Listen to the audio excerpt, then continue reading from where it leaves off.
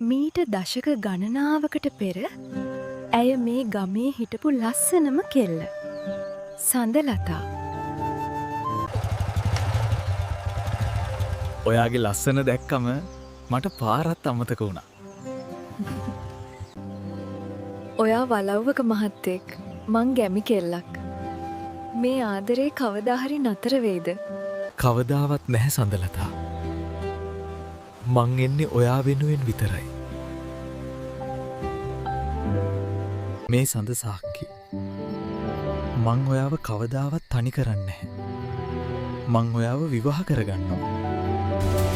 ඔය වගේ අහක යන ගැහණියෙක් අපේ වලව්වට ගේන්න මම ඉඩ දෙන්නේ නැහැ විමල්. පැටියෝ. ඔයාගේ තාත්තා ආවම අපි දෙන්නවම වලව්වට අරන් යයි. මට මගේ පවුල අතහරින්න බැහැ. අපි මේකන් නතර කරමු. ඔයාට පුළුවන්ද මටයි අපේ මේ ඉපදෙන්න දරුවටයි මෙහෙම කරන්න?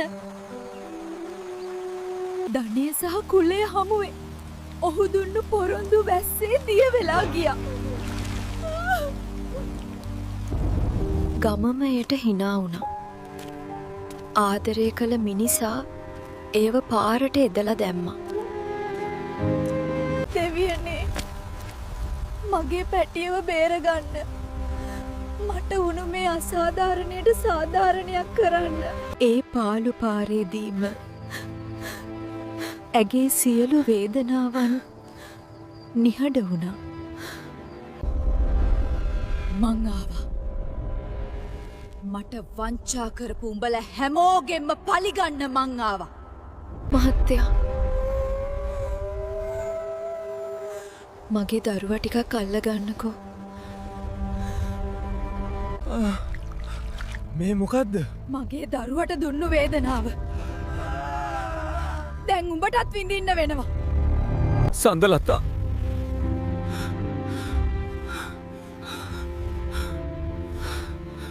මට සමා වෙන්න.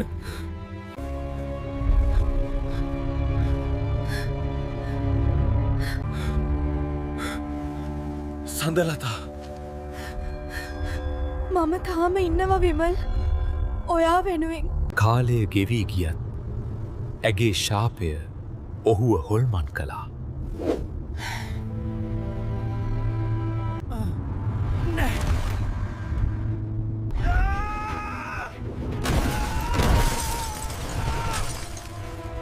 මම ඔයා එනකං ගොඩක් කල් බලාගෙන හිටිය විමල්. දැන් මගේ පොරොන්දු ඉටු කරන්න කාලය හරි. ඔයාට නිදහසක් නැහැ විමල්. අපි මේ අඳුරේ සදාකාලිකවම ඔකු. සඳලතා මට සමාවෙන්න.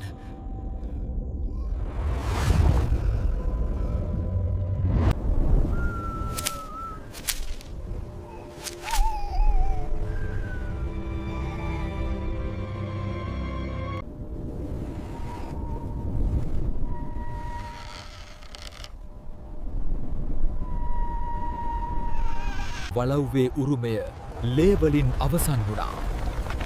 ඒ පාවුලේ කිසිවෙක් ඉතිරි වුණේ නැහැ. කාලය ගෙවී ගියත් ඇගේ වේදනාව පරණ වුණේ නැහැ.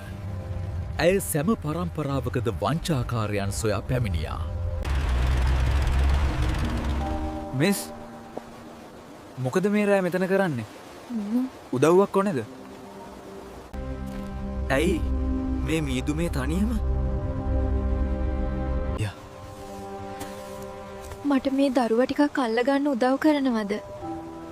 මගේ අත රිදෙනවා. අයියෝ මේ ළමයා මොකද මේච්චර සීතල? දෙවියනේ මේ මොකද්ද මේ? ඔදත් මට ලැබුණේ බොරු අනුකම්පාවක්.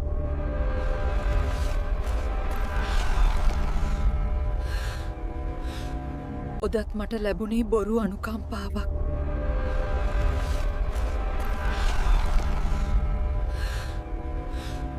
එපා බේරගන්නට.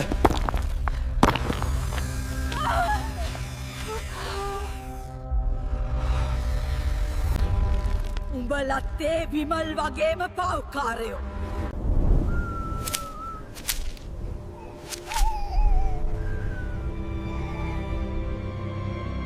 පරිස්සං වන්න. මීදුම තියෙන රෑක ඇය ඔබ එනතුරුත් මග බලා ඉන්නවා. ආදරය කියන්නේ සෙල්ලමක් නෙවෙයි.